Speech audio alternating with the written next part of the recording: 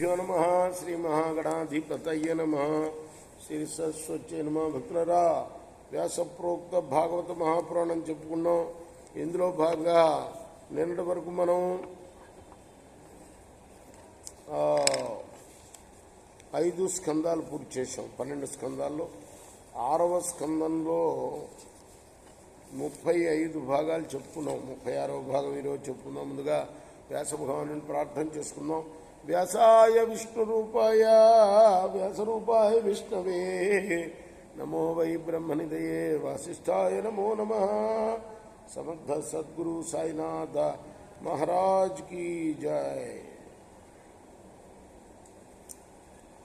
ఎక్కడున్నాం? భాగవతంలో మనం దక్షస్తుతి కదా.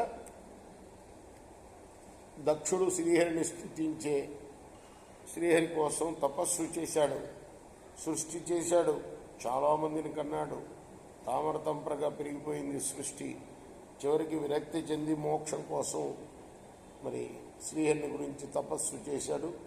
తపస్సు చేసినప్పుడు శ్రీహరి ప్రత్యక్షమయ్యాడు. ఆ స్తుతి చేస్తున్నాడు. ఆ స్తుతి అర్థం చెప్పుకుంటున్నాం మనం. మనస్సు అనేది నానా విధాలైన నామరూపాలని నిరూపించడానికి ఏర్పడింది. అది ఆ మనస్సు చేత గమనింపబడినవి, స్మరింపబడినవి అయిన విషయాలు మాటి మాటికి అదృశ్యమవుతూ ఉంటాయి. ఆ విధంగా అవి తొలగిపోయినప్పుడు మనస్సు అనేది ఉండదు. కేవలం జ్ఞానస్వరూపమైన ఆత్మ మాత్రమే గోచరిస్తుంది. ఈ అనుభవాన్ని సమాధి అంటారు.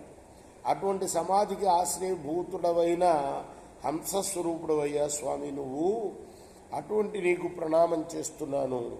బుద్ధివంతులైన వారు తమ బుద్ధి విశేషం చేత ఎండుకట్టెలో దాగి ఉన్న అగ్నిని రగుల్కొల్పి ప్రకాశింపచేస్తారు. అదేవిధంగా మామూలుగా పాత రోజుల్లో నిప్పు అంటే అలానే పుట్టించేవాళ్ళు. అగ్గిపెట్టెలు ఇవన్నీ తర్వాత సైన్స్ పెరిగిన తర్వాత వచ్చినవి. కానీ కట్టెని కట్టెకి రాస్తేనే అగ్ని వచ్చేది. అదిగా అంటే ఎండుకట్టెలో అగ్ని దాగి ఉంటుంది అని అర్థం.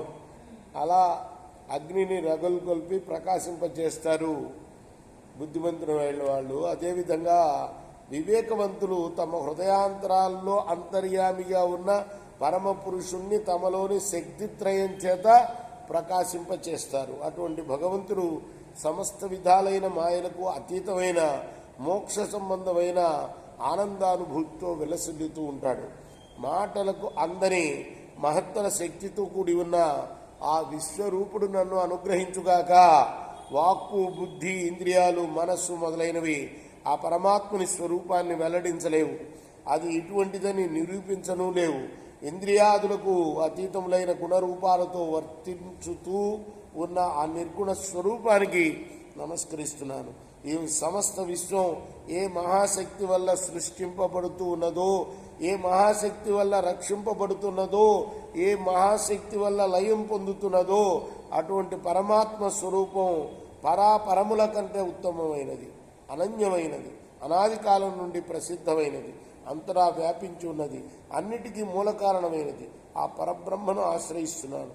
ఆ పరమాత్మ ప్రభావం వల్లనే ప్రాణులు మాట్లాడుతున్నారు, వాదోపవాదాలు చేస్తున్నారు, వివాదాలు పడుతున్నారు. అన్నింటికీ కారణం ఆ పరమాత్ముని యొక్క అనంత గుణాలే.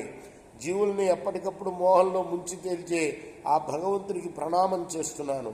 ఉన్నది లేదు అనే వస్తుద్వయానికి అలవాలాలై పైకి విరుద్ధ ధర్మాలుగా కనబడుతున్న యోగ సాంఖ్య దర్శనాలను రెంటికి సమత్వం సమకూర్చే పరమాత్మ నన్ను అనుగ్రహించుగాక.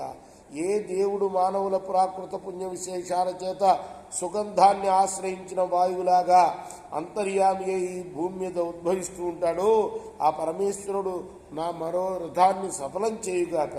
ఈ విధంగా దక్ష ప్రజాపతి భక్తపరశుడైన తన భక్తి విశేషాలను వ్యక్తీకరిస్తూ భగవంతుణ్ణి సంస్తుతించాడు. అప్పుడు భగవత్ స్వత్సరుడైన శ్రీమన్నారాయణుడు దాక్ష్యంతో ఆ అఘమర్షణ తీర్థంలో తనను ఈ విధంగా స్తుతించిన దక్షిణ ముందు సాక్షాత్కరించాడు. రేపు మనం 37వ భాగం చెప్పుకుందాం. కృష్ణార్పణమస్తు. సాయి కృష్ణార్పణమస్తు. श्री सच्चिदानंद सद्गुरु साईनाथ महाराज की जय। चेकोरा हारती दिगो।